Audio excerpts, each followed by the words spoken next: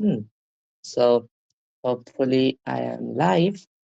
Let's actually check if we are. And yeah, it seems we are live. And uh yeah, yep, we are live. That's cool. So this is all of the what stuff that needs to happen. But um so hey people, it's it's been a while since I last streamed. Uh last did anything really. But uh, yeah, it's been a while and just wanted to catch up. And I've been doing Advent of Code a lot recently. And let me actually show you guys where I am. This is my first year doing it, by the way, and I'm 34. Although, if you look at my honesty graph here on the repo, you can see, oh, that seems interesting. Might have to read that out later, but if you can look at the honesty graph, I took help for about how many 6 to 7 days. So count my stars to be around 20, right? And it's been really fun doing Advent of Code, and the 28 days starts in 20 minutes. So I thought, why not stream for a while? Then we can solve some Advent of Code and go, right? So I don't do this every day because well, I have college to attend. And yeah, the Advent of Code starts at around what 10:30 IST, right? It starts at around 10:30, right?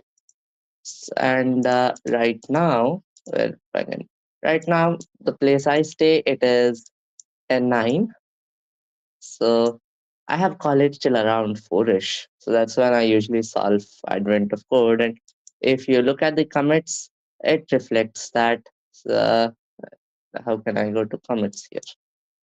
Yes, this is how you go to the commits. Yeah, there you go. So it usually happens around like 16 hours ago. So 11 in the night and stuff like that. So as you can see, I've been quite active doing all of this.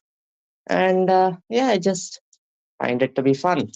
Also, one more update. I'm going to write a blog post about this soon, but my domain noobscience.rocks is soon going to be, well, it is going to be retired. And all of these blog posts are going to be retired as well. And this is a perfectly good site. I love this a lot. This was written in Astro, and this is still going. The source code for this is still going to be around. So if you are building your portfolio, you're free to use this template. It's quite cool. It's got all the pages that it should. Basically, let me switch on my DND there so you don't accidentally read a message of mine. And yeah, so this is going to be retired. Hence, the kind people at Varsal have given me noobscience.varsal.app, for which I've created uh, a website basically. Now, I have written an extensive blog post about this, of changes and more, why I've done this change. So, for the gist of it, my old noobscience.rocks, it had become really bloated. Like, if I can go to the monorepo that holds that and measure in the lines, it's around 12,000 lines if you disregard the. Actually, there is no CSS, so I can regard the CSS. And it's about 13,000 lines of really hard to maintain code. And I know people maintain thousands of lines of code, but 13,000 for like a personal website doesn't seem worth it to me, honestly. Plus it had become very bloated. So for example, let me actually show you this. If I had to make a blog post, uh, for some reason this was my config.ts. I had to enter in so much stuff, right, just to make a blog post. And in the end, it just wasn't worth it. So I decided to take a step back, reconsider my whole approach to blogging, why I blog in the first place, and I realized that it's more of me writing my thoughts when I have them. And if having a complex website doesn't let me do that, there's obviously no point to this. So I rewrote my whole site. This is still written in Astro, but a small difference. It still uses the Varcel adapter, by the way. This site still has a backend, but all the backend does is, if you remember my URL shortener slash go, it redirects you to NUtils, which is a Next.js app that is linked to my MongoDB instance.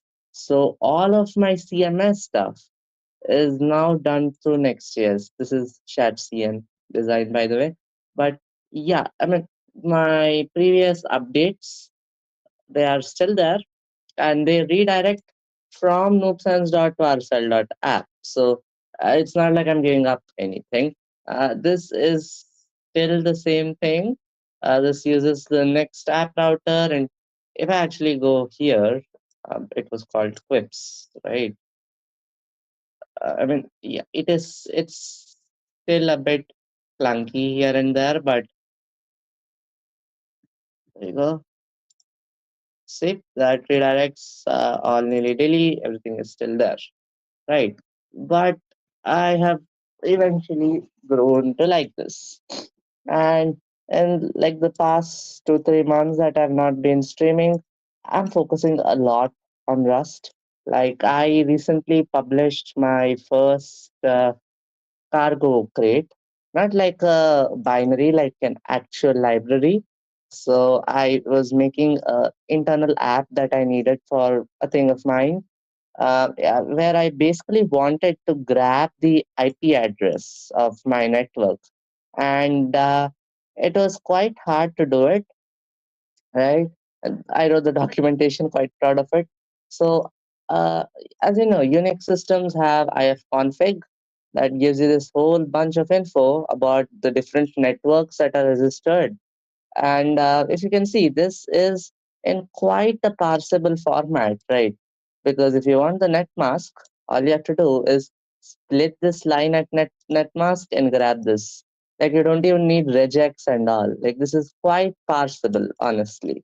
So I decided to do a cool little thing called IP extractor. And if I can show that to you guys here, that's it. This is all just one damn folder, right? So, uh, yeah, it basically does ifconfig. So this only works on Unix systems, obviously, and yeah, so it parses the network and returns you some really cool stuff. So if you say find network and you pass in like a lossy regexy string, it parses for that. You can also get all the available networks from this. You can get all the WLAN networks. You can even parse your own network as long as you pass in the IP config string. Now, this is what I've been trying to port over to Windows, because if you observe ifconfig and ipconfig, they are quite similar, but just not there yet. So I'm trying to port it out, but this is a really small library. Like this is around 260 lines, and half of them are just comments. 173 lines are just comments, but those comments are important to build the documentation. So it's okay. And the next crate I published is actually something that I wanted for every CLI I make. It's called Correct Word, right? It uses a really interesting algorithm called Levenstein distance, if I pronounce that right. The Levenshtein distance between two strings is given by this algorithm that I have no idea about, but luckily uh, Bard and ChatGPT too. But so I had to read through this algorithm and implement my own in Rust. Let's see if I can find that. I can even find it. Levenstein. Correct word is it called? Yeah, there you go. If I open this up, uh, it's okay. I mean, they are in light mode, so let's let it match the atmosphere. You know, select the color scheme. GitHub light. There you go. Right. So, oops, wrong one. There you go. Correct word. So this is the Levenstein distance algorithm implemented in Rust. Basically, it takes in two arguments, string one and string two. I mean, yeah, if the length of string one is less than string two, you are reversing it because we are comparing string two with string one. If string two is empty, you obviously want string one to win. Like, come on. So Levenstein distance actually returns a parameter. The lower the parameter, the better the result, by the way. And we take the previous row, perform this weird algorithm that was translated from this thing here. Turns out Rust is quite easy to convert to from any language. So it's quite easy to convert Python to Rust because even though Rust does not have way too much similar bindings, it does okay, right? So we do that. And next we have a simple lib.rs that takes in a pub algorithm and it just predicts the correct word, right? And it gives you an option of the current word. So I write here actually, if I run cargo test, oops, oops, correct word slash correct. No, oh, there you go. Correct word slash correct word. Small doc failure there, that's okay. 51.5, 51.5, same thing here. There you go. Right. So this test is this one.